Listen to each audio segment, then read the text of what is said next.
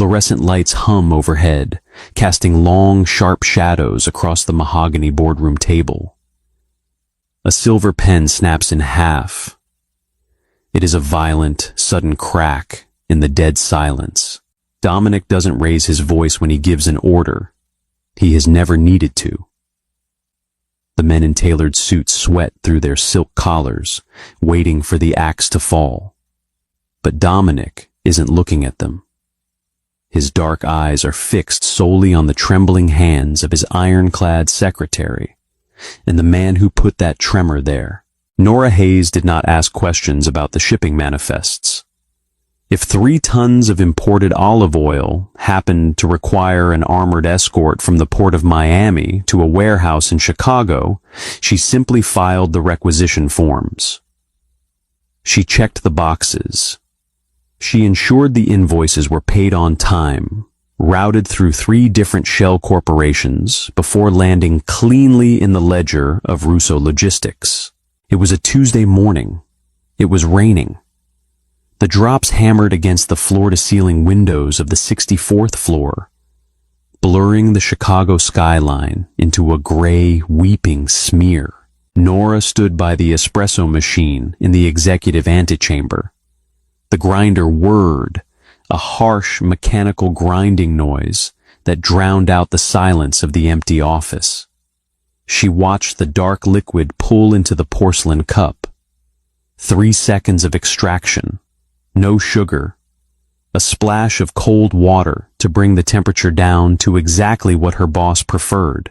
She wore a charcoal gray pencil skirt, a high-collared white blouse, and black stilettos.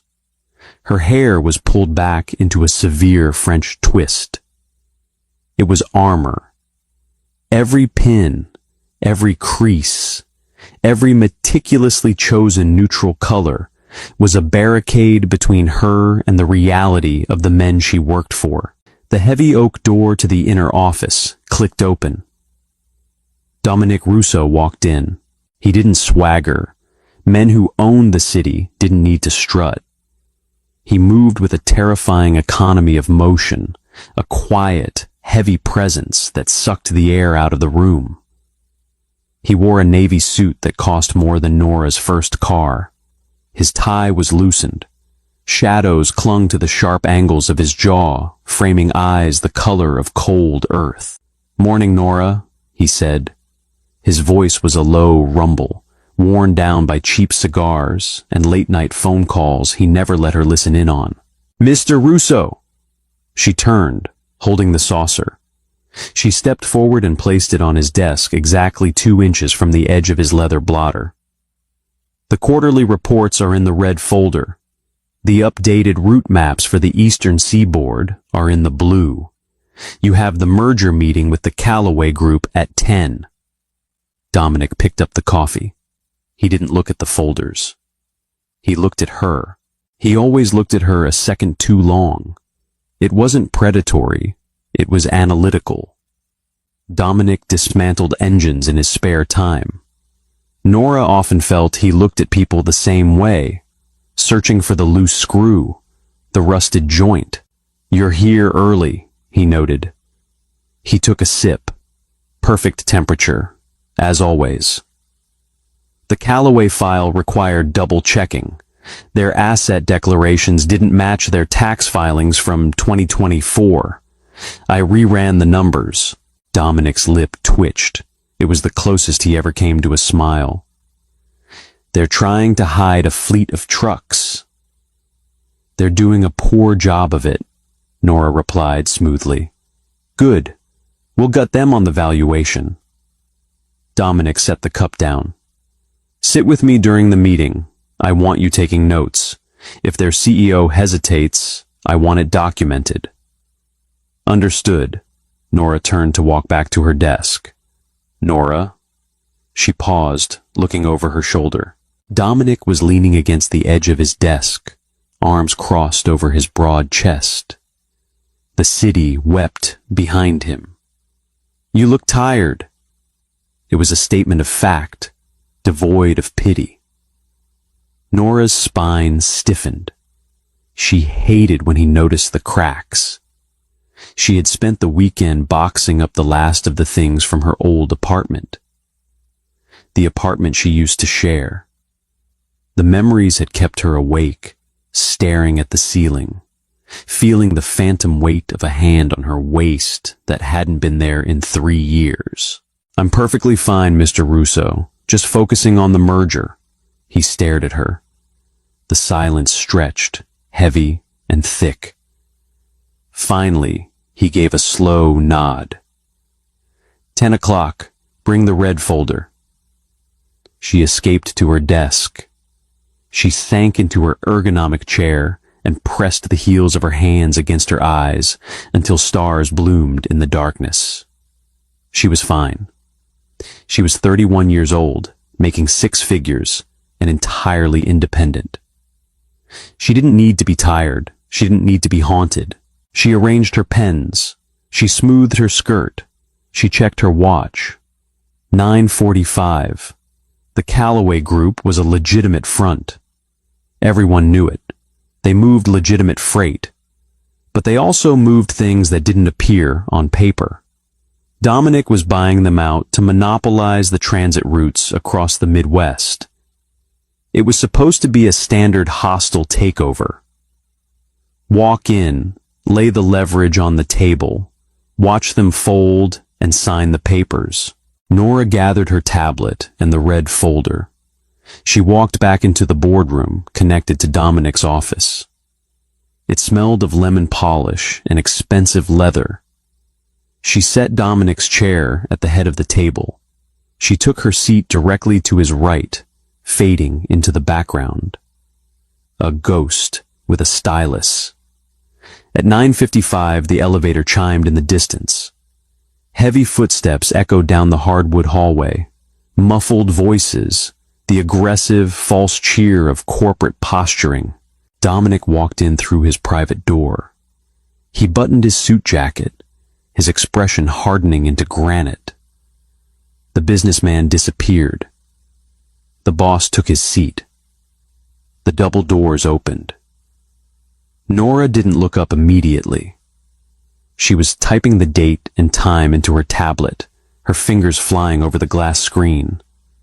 "Dominic, a pleasure," a booming voice. Richard Callaway, the aging patriarch of the group. "Richard, sit," Dominic replied, a command disguised as an invitation. Nora tapped the screen, locking in the header. She finally looked up to take a head count. Richard. 2 lawyers in gray suits. A nervous-looking CFO clutching a briefcase like a life preserver. And a 5th man. A man pulling out a chair opposite Nora. A man wearing a bespoke charcoal suit, his blonde hair swept back exactly the way it used to be. He was laughing at something one of the lawyers said, a sharp, arrogant sound that hit Nora's ears like shattered glass. The stylus slipped from her fingers. It clattered loudly against the mahogany table. The man stopped laughing. He looked across the table. His blue eyes locked onto hers. Caleb. The air in the boardroom turned to ash in Nora's lungs. She couldn't breathe. Her heart, normally a steady rhythmic metronome, began to thrash violently against her ribs. Caleb Pierce was supposed to be in New York. He was supposed to be working his way up the corporate ladder at a mid-tier banking firm, charming the partners' wives and taking credit for other people's work. He wasn't supposed to be here, not in Chicago, not in Dominic Russo's boardroom. Caleb's expression mirrored hers for a fraction of a second. Shock, followed by a sudden, sickening gleam of amusement. His lips curled into that familiar, lopsided smirk. The one that used to make her stomach flutter. The one she now realized was the prelude to a lie. "Well," Caleb murmured, his voice cutting through the rustle of briefcases and pulling out chairs. Small world. Nora's hands were shaking. She quickly pulled them off the table, burying them in her lap. Her nails dug into her thighs through the fabric of her skirt. Breathe, she commanded herself. Do not let him see you bleed. Dominic's head turned. Slowly. He looked at Caleb. Then he looked at Nora. Dominic missed nothing. He saw the stylus on the table. He saw the rigid line of Nora's shoulders. He saw the sudden, stark pallor of her skin. The temperature in the room seemed to drop 10 degrees. You know my secretary, Mr. Pierce? Dominic asked. The tone was conversational, mild. It was the same tone he used right before he ruined a man's life. Caleb chuckled, leaning back in his chair. He exuded an unearned confidence, entirely unaware of the apex predator sitting at the head of the table. You could say that. We go way back. Didn't expect to see you fetching coffee, Nora. Thought you were destined for bigger things. It was a deliberate strike. A public belittlement designed to throw her off balance. Nora swallowed the lump of bile rising in her throat. She forced her hands to unclench, picking up the stylus with stiff, robotic fingers. She looked at the tablet screen. It was a blur. Mr. Pierce, Nora said, her voice sounding thin and reedy to her own ears. We are here to discuss the merger. Straight to business. Always were a bit stiff, Caleb sneered playfully. He looked at Richard Calloway. Nora and I have a history. We were engaged. The word dropped like a lead weight in the center of the table. The Calloway men chuckled nervously, unsure of how to read the room. Dominic did not chuckle. He didn't move. He sat perfectly still, his dark eyes fixed on Caleb. The silence stretched, thin and tight as piano wire. The nervous laughter from the Calloway side died a quick, awkward death. Is that so? Dominic said softly. Ancient history, Caleb said, with a dismissive wave of his hand. Different lifetimes. I moved on. Glad to see she found a job. Nora felt the heat rising in her cheeks. Humiliation burned like a fever. He had left her a month before the wedding, cleared out the joint bank account, and moved to Manhattan with a 23-year-old paralegal, leaving Nora to face the caterers, the guests, and the crushing debt of a canceled reception. It had taken her years to rebuild the wall he tore down, and with one smirk, he was chipping at the mortar. Let's get down to the numbers, Dominic, Richard Calloway interrupted, sensing the sudden hostility, but misinterpreting the source. My team here, including Caleb, who handles our acquisitions, has looked over your initial offer. We find it lacking. Dominic shifted his gaze to Richard. The lethal intensity vanished, replaced by cold, calculating business. You find 80 million lacking for a fleet of aging trucks and a union problem you can't solve, Dominic stated. The meeting began. For the next 45 minutes, Nora existed in a state of dissociative panic. She typed. She recorded the numbers. She noted the hesitations, just as Dominic had ordered. But her skin crawled. Every time she looked up, Caleb was staring at her. He wasn't paying attention to the negotiations. He was watching her. He was dissecting the fit of her blouse, the severity of her hair. He was enjoying her discomfort. He would periodically lean forward and whisper something to the lawyer next to him, never taking his eyes off Nora. She wanted to run. She wanted to stand up, throw the tablet at his smug face, and run into the rain. But she was Nora Hayes, and she worked for Dominic Russo. You do not run. Your valuation fails to account for the real estate, Caleb chimed in suddenly, slapping a folder onto the table. He looked directly at Nora. We own the distribution centers outright. 14 acres of prime industrial land. You want the roots, you buy the dirt they sit on. The price is 120 million. Not a penny less. Dominic leaned back. He picked up his silver pen, turning it end over end between his fingers. The land is polluted, Pierce, Dominic said, quietly. Industrial runoff from the previous owners. The EPA is sniffing around. I'd have to sink 20 million into remediation just to keep the feds off the property line. The real estate is a liability. You're lucky I'm taking it off your hands. Caleb's jaw tightened. He wasn't used to being shut down so efficiently. He looked at Nora, as if expecting her to shrink under his frustration. We're not moving on the price, Caleb snapped. Take it or leave it. Caleb, Richard hissed under his breath. This wasn't a bank. You didn't give Dominic Russo ultimatums. Dominic stopped spinning the pen. He set it down. We will take a 10-minute recess, Dominic announced, his voice devoid of inflection. Richard, you will explain to your acquisitions manager who he is speaking to, and then you will come back with a realistic number. Dominic stood up. The meeting was paused. The Callaway men scrambled out of their chairs, moving toward the hallway to regroup and argue in private. Nora kept her head down, desperately organizing the digital files, praying Caleb would follow them out. He didn't. As the boardroom cleared, the heavy doors shutting behind Richard Callaway, Caleb rounded the large table. He walked slowly, a predator cornering a wounded bird. Nora's fingers froze on the glass screen. The only other person in the room was Dominic, who had walked over to the floor-to-ceiling windows, his back turned to them, staring out at the rain. Caleb stopped right behind Nora's chair. She could smell his cologne, sandalwood, and expensive gin. The scent made her violently nauseous.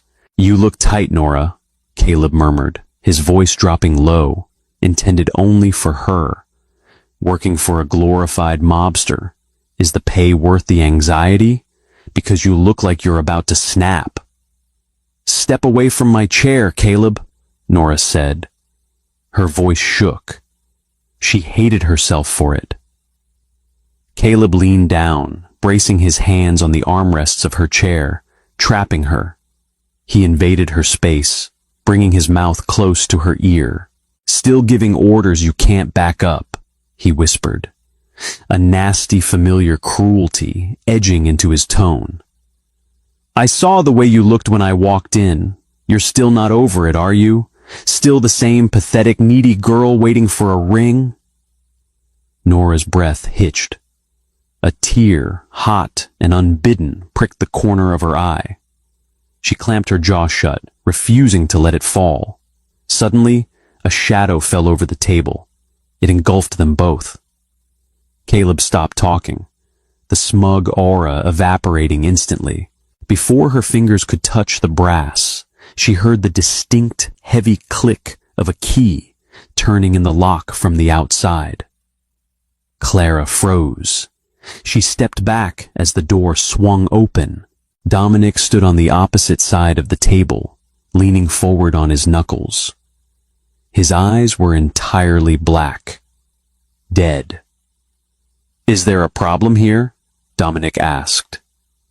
No problem, Russo, Caleb stammered slightly, clearing his throat. Just catching up with an old friend, telling her she looks good. A little tense, maybe. Dominic's gaze flicked to Nora. He saw the white-knuckle grip she had on the tablet. He saw the sheen of moisture in her eyes that she was furiously trying to blink away. He saw the way she shrank into the leather of her chair, trying to make herself small. Nora had never missed a day of work. She had never complained. She had stood between Dominic and federal indictments with the stroke of a pen and a steel spine. She was his responsibility, his right hand. Dominic looked back at Caleb. He didn't shout. He didn't swear. He simply reached out and picked up the silver pen from the table. With a sickening crack, he snapped the solid metal pen cleanly in half. Ink bled over his fingers, dark and staining like bruised blood. He dropped the broken halves onto the polished mahogany. They clattered loudly in the silent room. Caleb flinched, taking another step back, bumping into the wall. "You don't talk to her," Dominic commanded. The quietness of his voice made it infinitely worse. "You don't look at her. You do not breathe the air in her immediate vicinity. If you look at my secretary again, I will have you removed from this building, and I won't use the elevator." Caleb swallowed hard, his Adam's apple bobbing. The arrogance was completely gone, replaced by a primal, instinctive terror. He suddenly realized the rumors about Dominic Russo weren't corporate exaggerations. "I was just—" Caleb tried. "You were leaving the room," Dominic cut him off. Caleb looked at Nora one last time, a fleeting glance of embarrassment and anger, before turning and practically fleeing toward the double doors. The heavy oak slammed shut behind him. The silence returned. Thick, suffocating. Nora sat frozen. The adrenaline was draining out of her, leaving her hollow and trembling. She stared at the broken pen on the table, the ink pooling on the expensive wood. Dominic pulled a handkerchief from his pocket. He calmly wiped the ink from his fingers. He didn't ask if she was okay. He didn't offer empty platitudes. He knew they were useless. He walked around the table and stopped next to her. He looked down at her shaking hands. "He was your fiancé," Dominic stated. Nora nodded once, jerky and tight. "Yes." "He broke your heart." "Yes," her voice cracked. She hated the weakness, but she couldn't hide it from him. Not now. Dominic stared at her for a long moment. He saw the ghost of the girl she used to be, warring with the armored woman she had become. He knew exactly what men like Caleb Pierce did to women like Nora. They fed on them. They broke them down to build themselves up. Dominic tossed the stained handkerchief onto the table. "When they come back in," Dominic said, his voice dropping, losing its sharp edge but retaining all of its iron. "He is going to look at you. He won't be able to help himself. He needs to know he still has power over you." Nora closed her eyes. "I know. You are not going to let him." Nora opened her eyes, looking up at her boss. "How?" Dominic reached down. His large, warm hand covered her trembling ones. The contact was shocking. It was the first time in 3 years he had ever touched her. His grip was firm, grounding, anchoring her to the present. "When he looks at you," Dominic ordered, his dark eyes locking onto hers, burning with a fierce, terrifying possessiveness. "Tell him you're taken." Nora stopped breathing. The heavy rain battered the glass behind Dominic, but the sound seemed miles away. All she could focus on was the heat of his hand over hers and the absolute, unyielding command in his voice. "Tell him you're taken." She stared at him, her mind spinning wildly, trying to process the data. Was it a tactic? A power play to unnerve the opposition? With Dominic, business and violence were often intertwined, indistinguishable from one another. "Mr. Russo," she started, her voice barely a whisper. "Dominic," he corrected smoothly. He didn't move his hand. He simply adjusted his grip, his thumb brushing against her knuckles. The skin-on-skin contact sent a jolt of electricity up her arm, entirely bypassing her carefully constructed armor. "Dominic," she breathed, correcting herself. "I don't understand. If I say that, it implies that Caleb Pierce no longer holds the deed to your head," Dominic said flatly. "It implies he has been replaced by someone who does not tolerate disrespect. He is a coward, Nora. Cowards only attack when they think the target is undefended." He slowly withdrew his hand. The absence of his warmth left her hands feeling colder than before. He walked back to his chair at the head of the table. He sat down, straightening his cuffs, adjusting his tie. The brief moment of intense intimacy vanished, swallowed by the imposing figure of the Mafia boss. "But it's a lie," Nora managed to say, clutching her tablet to her chest. Dominic looked at her, a dark, impenetrable stare. "Is it?" Before she could dissect the gravity of that question, the heavy double doors creaked open. The Calloway men filed back in. They looked defeated. The brief 10-minute recess had clearly been a frantic argument in the hallway, ending in surrender. Caleb walked in last. He avoided Dominic's gaze entirely. He looked pale, the edges of his arrogance thoroughly blunted. He took his seat, keeping his eyes fixed firmly on the polished wood in front of him. Richard Calloway cleared his throat. "Dominic, we've discussed the environmental concerns regarding the real estate. We are willing to adjust our asking price to $95 million for the entire package. Assets, roots, and land." Dominic leaned back. He steepled his fingers. He let the silence drag out, letting the Calloway men sweat. He made them wait 10 seconds. 20. 90, Dominic finally countered. "Dominic, be reasonable," Richard started. 90, Dominic repeated. The word struck like a hammer on an anvil. "And Pierce steps down from handling the transition. I don't want his name on a single document crossing my desk." Caleb's head snapped up. His face flushed a dark, ugly red. "You can't do that. I brought this deal to the table. You brought a bloated corpse to my table and tried to sell it as a marathon runner," Dominic said coldly.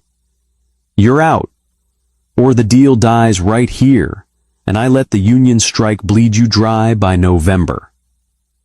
Richard put a heavy hand on Caleb's arm, squeezing it in warning. "Agreed," Richard said tightly. 90 million.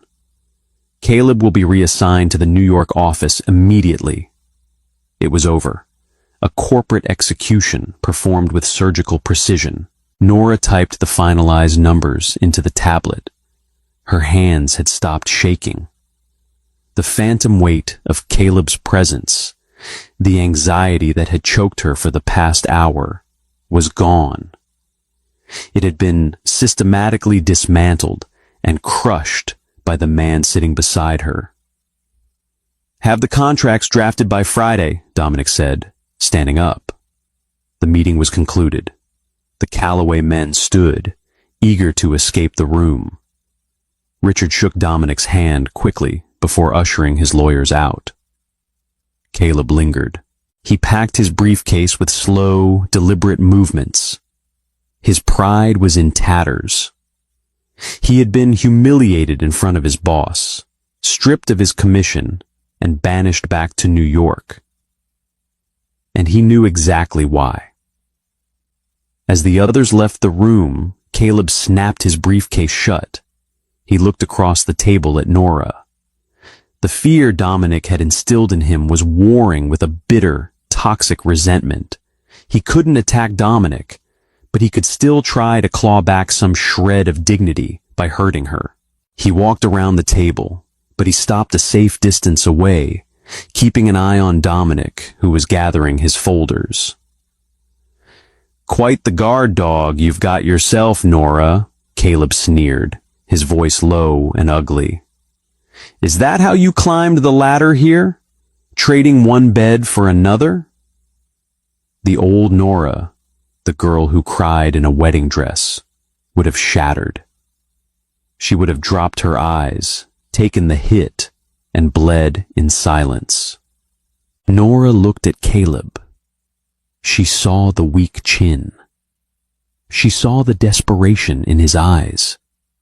She saw a boy trying to play a man's game and losing catastrophically. She felt Dominic pause beside her, the heavy protective presence radiating from him. He didn't speak. He didn't intervene. He was waiting. He had given her the weapon. Now he was waiting to see if she would swing it. Nora stood up. She smoothed her charcoal skirt. She picked up her tablet. She looked Caleb dead in the eye, her posture perfectly straight, her expression an unreadable mask of ice. "My personal life is none of your concern, Caleb," Nora said. Her voice was steady, ringing clearly in the quiet room. "But for the record," she paused. She let the silence stretch, just like Dominic did. She let Caleb wait. "I'm taken." Caleb froze. The sneer faltered on his lips. He looked from Nora to the imposing dark figure of Dominic standing right beside her, their shoulders mere inches apart. The reality of the situation, the quiet intimacy, the violent defense, finally clicked in his small mind. He wasn't just dealing with a boss protecting an employee. He was dealing with a man protecting his own. Caleb opened his mouth, then closed it. The last remaining scraps of his ego dissolved. He gripped his briefcase, turned on his heel, and walked out of the boardroom without another word. Nora watched the door click shut. The silence rushed back in, but it wasn't heavy anymore. It felt clean. The ghost had been exorcised. She let out a long, shuddering breath, her shoulders dropping an inch. "Good girl," a low rumble sounded beside her. Nora turned her head. Dominic was looking at her. The cold, dead shark eyes were gone. In their place was a simmering dark heat that made the breath catch in her throat all over again. "Thank you," Nora whispered. For stepping in." "I didn't do anything," Dominic said, picking up the red folder. "You pulled the trigger." He turned to walk back into his office. "Dominic," Nora called out before she could stop herself. He stopped at the door, looking back over his shoulder. "Was it just a tactic?" she asked, her heart hammering against her ribs. Telling him that? Dominic looked at her for a long time. The rain continued to beat against the glass, a chaotic drumline behind his silent, imposing figure. "I don't lie in my boardroom, Nora," Dominic said softly. "Bring the revised contracts to my desk." He stepped into his office, leaving the door open. Nora stood alone in the boardroom. She looked down at her hands. They weren't shaking. She picked up the broken pieces of the silver pen from the table, holding them tight in her palm, and followed him in. Nora kept the pen. She told herself it was evidence, a reminder of the volatile nature of the man who signed her paychecks. But when she placed the two broken silver halves into the shallow tray of her top desk drawer, burying them beneath a stack of highlighters, she knew she was lying to herself. It wasn't a warning. It was a trophy. By Thursday night, the Chicago rain had turned to sleet, pelting the reinforced glass of the 64th floor with a sound like throwing sand. The rest of the executive floor had emptied out at 5. Nora was still at her desk at 9:30. The Callaway acquisition was a disorganized disaster. Richard Calloway had run his logistics empire on handshakes and golf course promises, leaving behind a paper trail that looked like a shredded ransom note. Nora sat surrounded by 6 different open ledgers, her glasses sliding down the bridge of her nose. The door to the inner office was open. It had stayed open since Tuesday. "You are fixing a rounding error that amounts to $400. Dominic's voice drifted out from the darkened room. Nora didn't flinch. She had grown accustomed to his unnatural stillness. He had been sitting in the leather chair in the corner of his office for the last hour, reading a leather-bound folio, barely making a sound. "It's $412, Dominic," Nora corrected, typing a string of digits into her spreadsheet. Using his first name still felt like stepping off a ledge. And it's not about the amount. It's a systemic error in their payroll software. If I don't patch it now, it compounds next quarter. It's 10 o'clock. I am aware of how clocks work. A heavy silence followed. It wasn't the suffocating, terrifying silence of the boardroom. It was a quiet, assessing wait. Nora heard the scrape of a chair leg, followed by the heavy, measured tread of his footsteps on the hardwood. He walked into the antechamber and stopped beside her desk. He had discarded his jacket and tie hours ago. The top 2 buttons of his crisp white shirt were undone. Beneath the expensive cotton, the dark leather straps of a shoulder holster rested flat against his ribs. He didn't try to hide it. He never had. It was a calculated part of the ecosystem they existed in. Dominic dropped a white paper bag onto her desk. It landed heavily, right on top of a stack of Callaway tax returns. The smell of roasted garlic and seared meat instantly flooded the sterile air. "Eat," he ordered. Nora looked up. "I'm not hungry."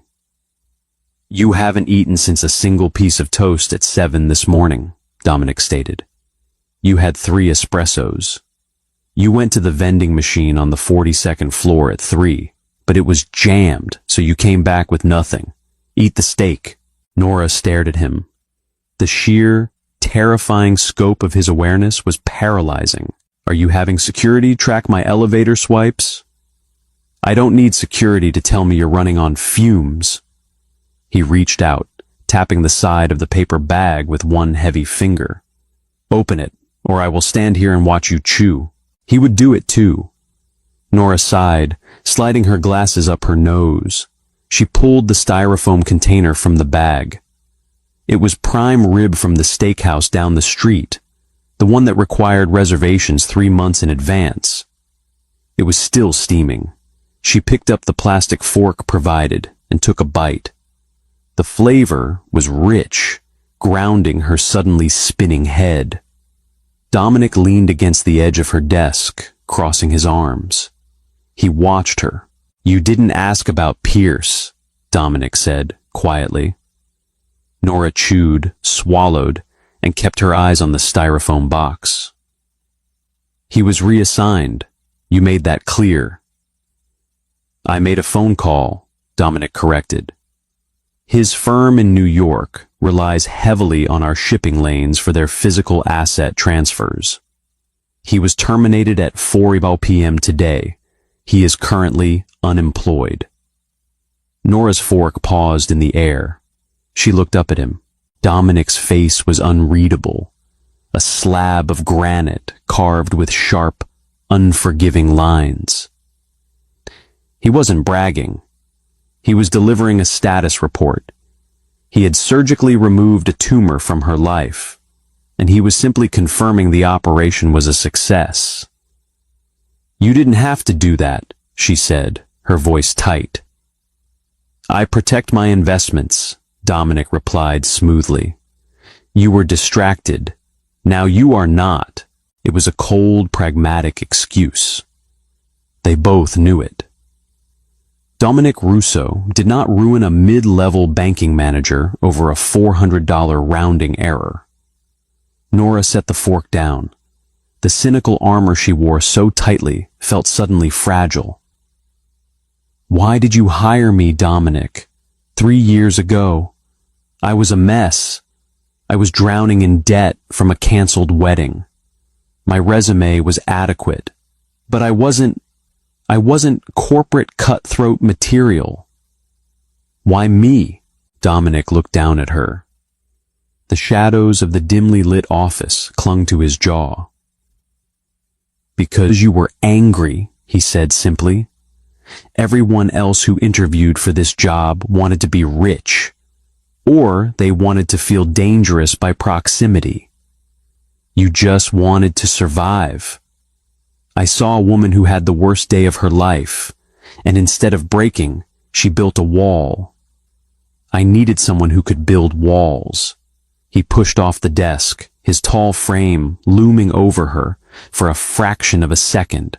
"Finish the steak. Leave the ledgers. The money will still be missing tomorrow." He turned and walked back into his office. Nora sat in the quiet, the taste of garlic on her tongue, staring at the empty doorway. She wasn't just an employee anymore. She was a wall he had decided to stand behind, and for the first time in 3 years, she didn't want to keep him out. The reality of Dominic Russo's world rarely bled onto the 64th floor. He kept the violence quarantined. The warehouses in Southside, the docks, the back rooms of social clubs. That was where the ugly work happened. The corporate office was a sanctuary of spreadsheets and legitimate tax brackets. Until Monday morning, Nora was pouring a fresh carafe of water when the private elevator chimed. It wasn't the main banks. It was the secure lift that bypassed reception, dropping directly into Dominic's private foyer. The heavy steel doors slid open. Dominic walked out. He wasn't wearing his suit jacket. His tie was missing.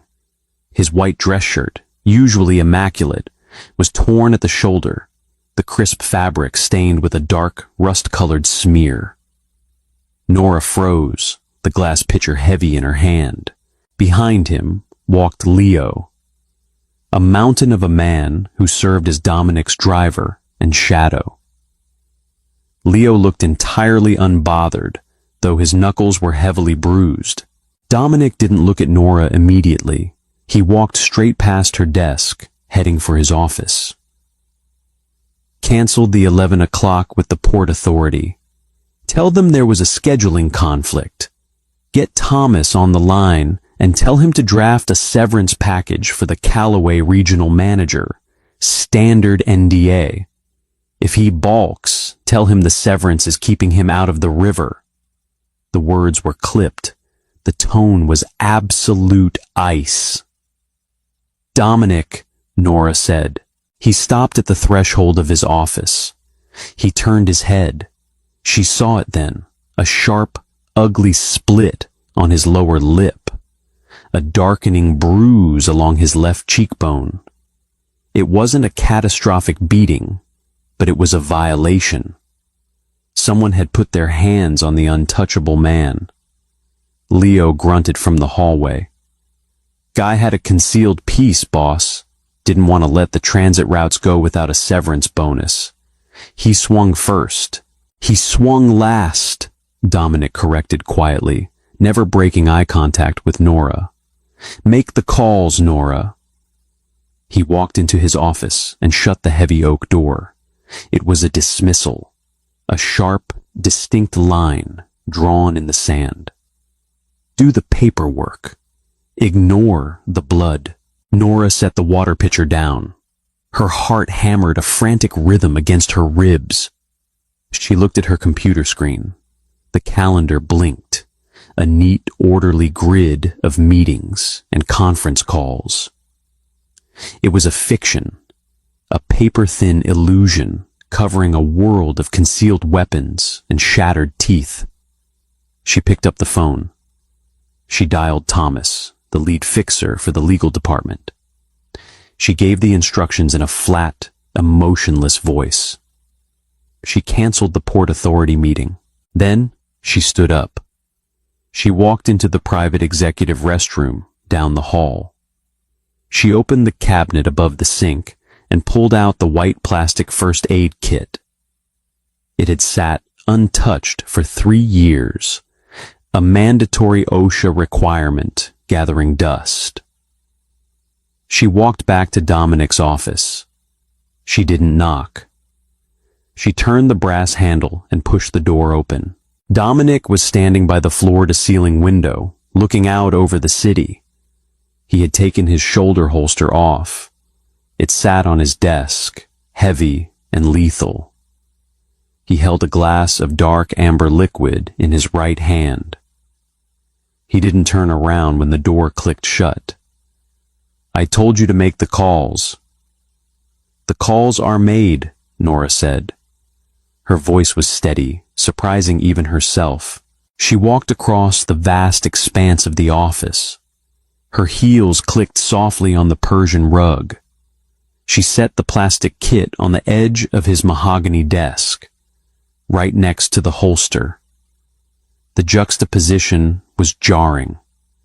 Healing and death, separated by 2 inches of polished wood.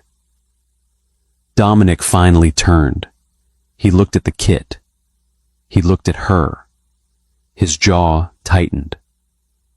"I don't need a nurse." "You are bleeding on a $3,000 rug," Nora pointed out calmly.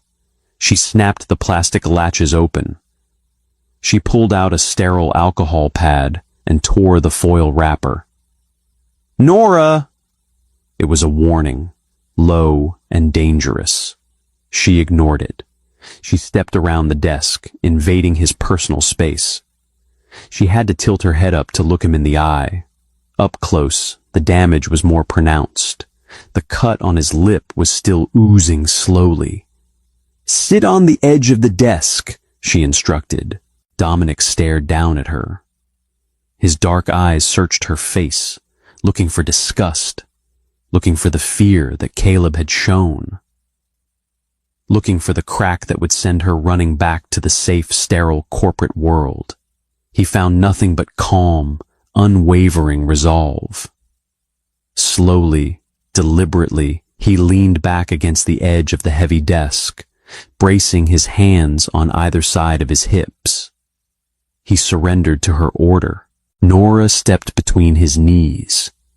The proximity was electric. She could feel the heat radiating off his chest. He smelled of rain, gunpowder, and the metallic tang of blood. She reached up with the alcohol pad.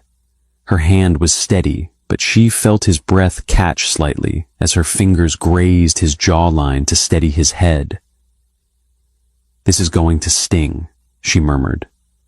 "I've had worse," he replied softly. She pressed the pad to his split lip. Dominic didn't flinch. He didn't blink. He just watched her. The intensity of his gaze was a physical weight, pressing down on her chest, stealing the oxygen from the room. "You shouldn't be seeing this," Dominic said, his voice a low rumble vibrating through his chest and into her fingertips. "The business on paper is yours. This side, this isn't for you. I filed the paperwork that absorbed a hostile territory, Dominic. Did you think I believed we acquired those routes with a polite email?" Nora wiped away the dried blood, dropping the stained pad into the trash can by his leg. She opened a small tube of antiseptic ointment. She dabbed it onto her thumb and gently pressed it against his cut. "People who see this side run away," he stated. His hand twitched on the edge of the desk, as if he wanted to reach up and grab her wrist, but was forcing himself to stay still. Nora met his dead earth eyes. "Do I look like I'm running?" Dominic's breathing shifted. It became slower, heavier. The space between them evaporated. "No," he whispered. You look like you're exactly where you belong." The invitation was heavy cardstock, edged in gold foil, demanding their presence at the annual Great Lakes Shipping Association Gala. It was a political necessity. The Callaway acquisition had sent ripples through the Midwest logistics network. Rivals were circling, smelling blood in the water, waiting to see if Dominic Russo could actually hold the territory he had violently seized. He needed to be seen. He needed to project absolute, impenetrable stability. And he needed her. "You are attending," Dominic had told her on Wednesday, tossing the invitation onto her keyboard. "Buy a dress. Expel it to the firm.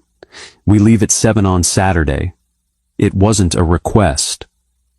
Now, standing in the marble foyer of the Palmer House Hilton, Nora felt the weight of that command. She wore black. It was the only color that felt appropriate for standing next to the devil. The dress was silk, floor length, with a high neck that mirrored her usual severe work attire, but the back plunged in a deep V, exposing the pale skin of her spine. It was armor, but of a different kind. Dominic stood beside her. In a custom tuxedo, he looked less like a businessman and more like an executioner attending a coronation. The ballroom was a sea of false smiles, clinking champagne glasses, and ruthlessly calculated alliances. The moment they stepped through the heavy gold doors, the temperature in the room seemed to drop. The ambient chatter dialed down a fraction. Eyes tracked them. Nora felt the immediate, suffocating pressure of being observed. These were dangerous people hiding behind philanthropic tax write-offs. She instinctively stiffened, her posture locking into the rigid, invisible secretary she played on the 64th floor. She took a half step back, preparing to fall into his shadow. Dominic stopped. He didn't look at the crowd. He turned his head and looked down at her. "You are not taking notes tonight," he said, his voice pitched low enough that only she could hear it beneath the string quartet playing in the corner. He reached out, his large hand flattened against the exposed skin of her lower back. Nora gasped silently. His palm was burning hot against the chill of the ballroom air. His fingers curled slightly, gripping the curve of her waist, anchoring her to his side. It was a deliberate, possessive brand. "Walk with me," he ordered softly. He didn't just guide her forward, he presented her. As they moved through the crowd, Nora realized exactly what he was doing.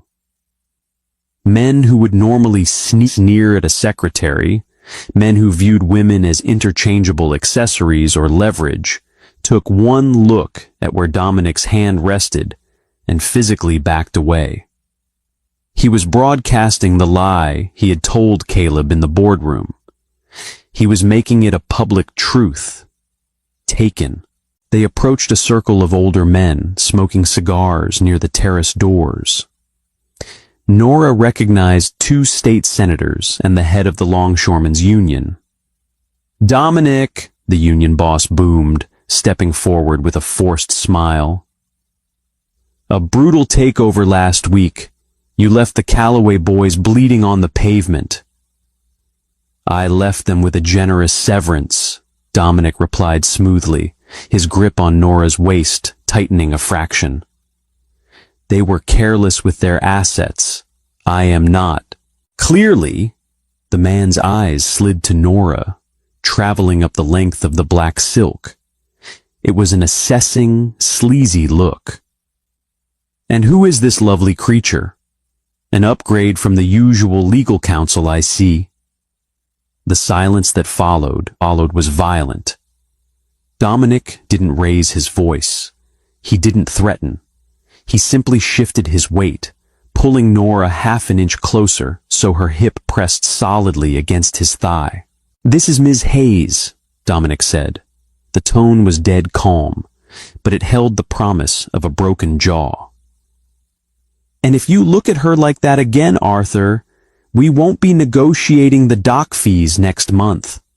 I'll just buy the docks." Arthur's face drained of color. He swallowed hard, his eyes darting away from Nora instantly. "My apologies, Dominic. No disrespect intended to the lady. See that it stays that way." Dominic steered her away before Arthur could offer another pathetic excuse. For the next 3 hours, it was a masterclass in psychological warfare. Dominic dismantled veiled threats, secured 2 shipping contracts, and subtly terrified 3 rivals into submission. And through it all, his hand never left her. He didn't treat her like an employee playing a role. When a waiter offered champagne, Dominic took 2 glasses and handed her 1. A quiet intimacy that made the breath catch in her throat. When she shivered near the air conditioning vent, he smoothly repositioned them so his broad shoulder blocked the draft. By the time they escaped to the valet line, Nora's nerves were frayed entirely raw. The black-armored SUV pulled up to the curb. Leo stepped out, opening the rear door. Nora slid into the back seat. Dominic climbed in beside her. The door slammed shut, cutting off the noise of the city, plunging them into the quiet, leather-scented cocoon of the vehicle. The partition between them and Leo was rolled up. It was the first time they were truly alone since he had touched her in the ballroom. Nora stared straight ahead, her hands clutching her small clutch purse in her lap. The phantom heat of his hand still burned on her spine. "You played your part perfectly," Dominic said, into the quiet dark. "Was it a part?" Nora asked. The question slipped out before her brain could stop it. The champagne had stripped away the last layer of her professional caution. Dominic slowly turned his head. The streetlight sliding past the tinted windows painted shadows across his sharp features. "What did I tell you in the boardroom, Nora?" "You said you don't lie," she whispered, her knuckles turning white on her purse. "I don't." He shifted on the leather seat. He reached across the space separating them. He didn't grab her wrist or her waist. He gently pried her white-knuckled fingers off the purse. He laced his fingers through hers, palm to palm. 3 years ago, you were a broken girl who needed a wall," Dominic said, his thumb slowly stroking the back of her hand. "I gave you one. I let you hide behind the spreadsheets and the cold coffee. I let you pretend this was just a job." He leaned closer. The scent of sandalwood and danger wrapped around her.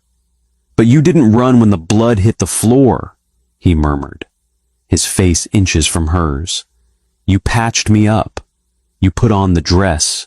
You stood beside me tonight, and you didn't flinch. The wall is gone, Nora." Nora's breathing turned shallow. She looked at his mouth. She looked at the faint, healing red line on his lower lip where she had pressed the alcohol pad. "What happens now?" she asked, her voice trembling. Dominic raised her hand, pressing his lips to her knuckles. It wasn't a gentle kiss. It was a claim. "Now," Dominic said, his dark eyes locking onto hers in the shadows. "I stop pretending I just want you to take my notes." Monday morning did not begin with the grinding of the espresso machine. Nora stepped off the elevator onto the 64th floor at 7:30.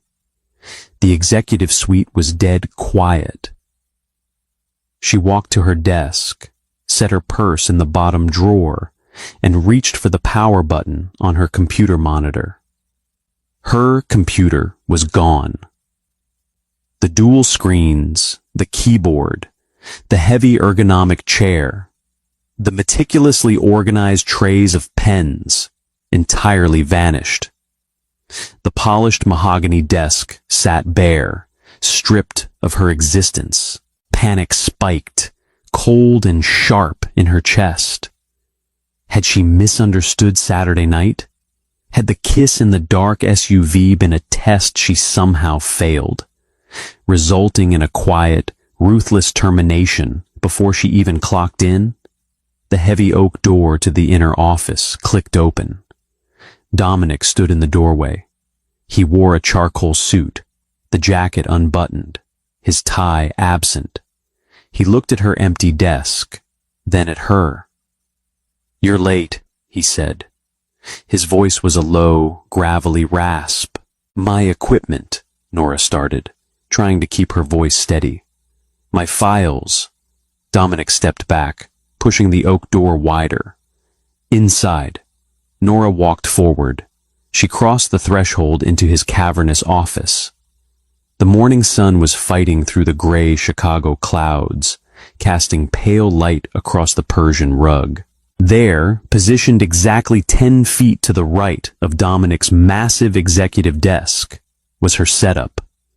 Her monitors, her chair, her files neatly stacked.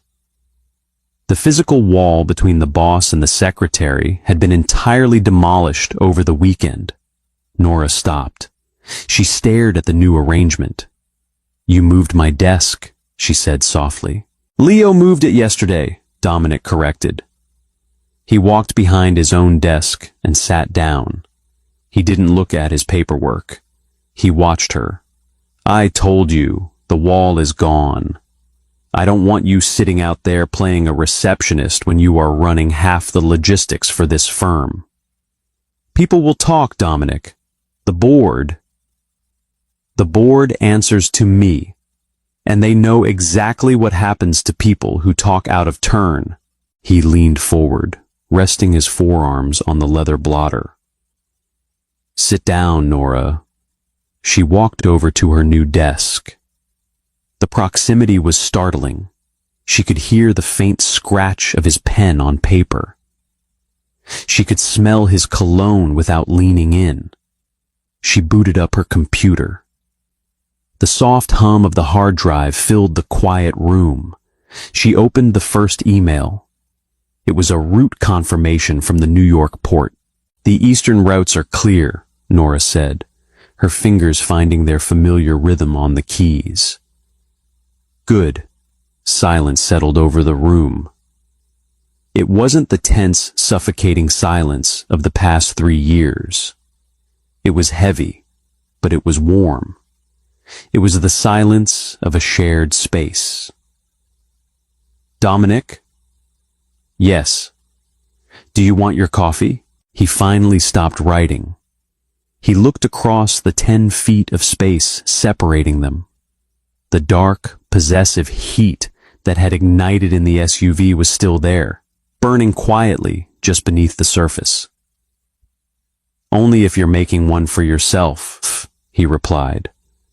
They didn't speak of Saturday night. They didn't need to. The shift had happened. She was no longer just the woman who guarded his door. She was the woman who sat inside the room when the doors were locked. The illusion of safety shattered on a Thursday night. It was past 9. The rain had returned, slicking the Chicago streets with a greasy, neon-lit sheen. Dominic was caught on a conference call with the Sicilians, a call that required 0 paper trails and absolutely no witnesses. He had ordered Nora to go home. She took the private elevator down to the executive parking garage.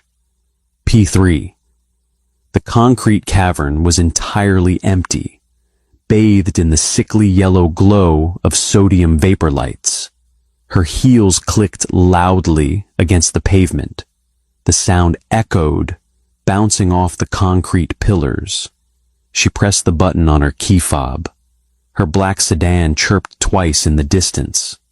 She was 20 feet away from the driver's side door when the shadows detached from the wall. 2 men.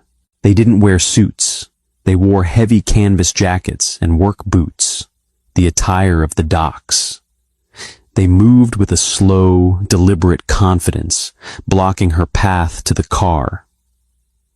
Nora stopped. Her heart slammed against her ribs, a frantic bird trapped in her chest. "Ms. Hayes," the taller one said. He had a thick, broken nose and a scar cutting through his left eyebrow. Late night, Nora's grip tightened on her leather purse. She didn't take a step back.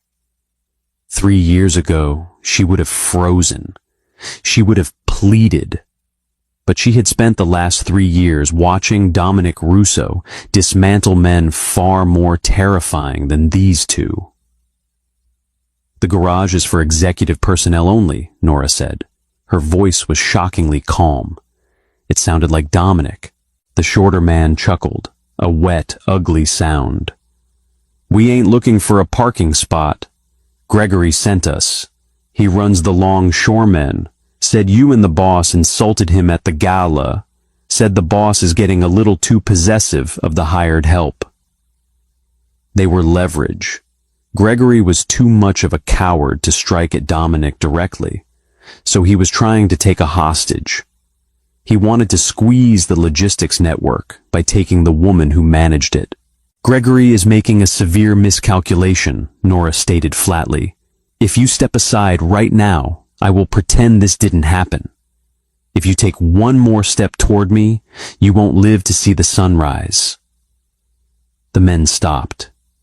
They looked at each other, genuinely surprised by the ice in her voice. Then the taller one sneered. He reached into his jacket. "Tough talk for a secretary." He pulled out a heavy steel wrench. Nora calculated the distance. 10 feet. She couldn't outrun them to the elevator. She couldn't fight them. But she refused to scream. A heavy, unnatural click echoed through the empty garage. It was the sound of a hammer being cocked back on a high-caliber handgun. "Drop it." The voice didn't echo. It was a dead, flat frequency that seemed to suck the oxygen out of the air. Nora didn't turn around. She knew the voice. The two men froze. The blood drained from the taller man's face. He looked past Nora into the shadows near the elevator bank. Dominic walked into the yellow light. He hadn't stayed upstairs. He had followed her down. He held a matte black pistol in his right hand, the barrel leveled squarely at the center of the taller man's chest. His face was a mask of absolute, terrifying murder. "Dominic, we was just," the shorter man stammered, raising his hands. "I said drop it," Dominic repeated softly. The steel wrench clattered onto the concrete. Dominic didn't walk fast. He stalked forward, his eyes locked entirely on the men who had threatened what was his. He bypassed Nora without a glance, keeping his body positioned between her and them. When he reached the taller man, Dominic didn't yell. He didn't ask questions. He drove the heavy steel barrel of the pistol directly into the man's face. Bone crunched. The man collapsed instantly, screaming, clutching a shattered nose. The shorter man lunged, panicking. Dominic pivoted on his heel, catching the man by the throat with his left hand. He slammed the dock worker backward against a concrete pillar with enough force to knock the air from his lungs. Dominic pressed the barrel of the gun hard under the man's chin, forcing his head back. "Listen to me very carefully," Dominic whispered. The silence in the garage amplified the lethal promise in his tone. "You go back to Gregory. You tell him I am keeping the docks. I am keeping the transit routes. And if he ever looks in the direction of this woman again, I will burn his Union Hall to the ground with him inside it. Do you understand?" The man choked, nodding frantically, his eyes rolling back in terror. Dominic let him go. The man dropped to the pavement, gasping for air. He scrambled to his feet, grabbed his groaning partner by the jacket collar, and dragged him toward the exit stairwell. The heavy metal door slammed shut behind them. The garage was silent again. Dominic stood breathing heavily in the yellow light. He slowly lowered the gun, engaging the safety with a sharp click, and slid it back into his shoulder holster. He turned around. He looked at Nora. She was standing exactly where he left her. She wasn't crying. She wasn't shaking. He closed the distance between them in 3 long strides. He didn't ask if she was okay. He grabbed her. His large hands framed her face, his thumbs pressing hard into her cheekbones. He looked into her eyes, searching for the trauma, searching for the fear. "Did they touch you?" he demanded, his voice thick with a dark, violent edge. "No," Nora breathed. "Did they touch you?" he repeated louder, the control finally slipping. "No, Dominic, I'm fine." She reached up, wrapping her hands around his thick wrists. "I handled it. I told them what you would do." Dominic let out a harsh, shuddering breath.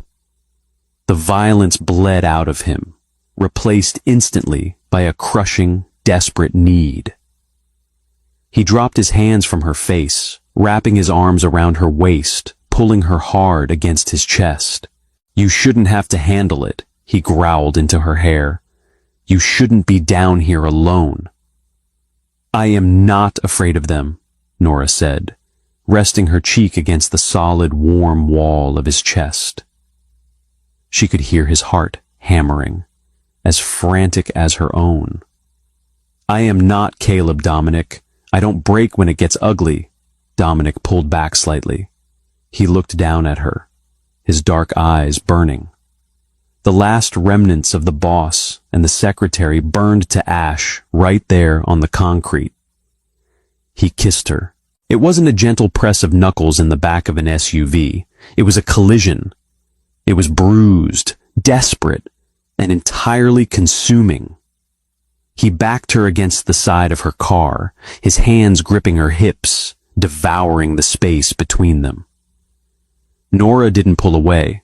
She leaned into it, her fingers tangling in the collar of his expensive shirt, pulling him closer. She tasted the adrenaline, the danger, and the absolute certainty that this man would burn down the city before he let anyone harm her. They bypassed her apartment entirely. The private elevator shot straight to the 65th floor, opening into a sprawling expanse of glass and shadowed steel. The Chicago skyline bled through the floor-to-ceiling windows, a chaotic grid of sodium lights and storm clouds. Dominic didn't hit the light switch. He moved through the dark with the heavy, exhausted grace of a man who had just finished a war. He shrugged off his ruined suit jacket, letting it drop over the back of a leather sofa. The shoulder holster came next. He unbuckled the straps and laid the rig heavily onto the granite kitchen island. The metallic clack of the steel barrel hitting the stone echoed in the quiet room. It was the sound of a period at the end of a very violent sentence. He poured 2 fingers of scotch into a pair of crystal glasses. He crossed the room, stopping beside Nora, where she stood watching the rain streak the glass. He handed her a drink. "To the docks," he murmured. Nora took it. The liquor burned a clean, hot path down her throat, stripping away the lingering chill of the concrete garage. "Gregory will retaliate," she stated, her mind automatically locking back onto the chessboard. "He lost face. The Union will strike." Dominic reached out, taking the glass from her hand. He set it on the window ledge beside his own. "Let him," Dominic said. He stepped into her space. His hands found her waist, heavy and warm, tracing the line of her ribs. I have the best tactician in the city sitting 10 feet from my desk. Let him try. He reached up, his fingers sliding into her meticulously pinned hair. One by one, he pulled the pins loose. They hit the hardwood floor with faint, sharp clicks. Her hair tumbled down, heavy and dark against her shoulders. The severe, untouchable secretary vanished. I told Caleb I was taken in that boardroom, Nora whispered, resting her hands flat against the solid expanse of his chest. I didn't realize how true it was until tonight. Dominic froze, his dark eyes locked onto hers, catching the amber light from the city below. You aren't taken, Nora, he said fiercely. You are protected. But you are not a possession. You run the numbers. You map the routes. I just clear the obstacles out of your way. He leaned down, his mouth brushing the skin of her jaw. Are you ready to run this city with me? Nora looked at the man who broke bones just to keep her safe. She didn't see a boss, and she didn't see the shield. She saw an empire. I'll have the contracts drafted by Friday, she whispered. Dominic let out a rough, ragged breath, capturing her mouth in a kiss that promised ruin to anyone who ever dared to cross them again. That's how you shut down a toxic ex and claim an empire. Nora traded her corporate armor for real power, and Dominic proved why he's the most terrifying and devoted boss in Chicago.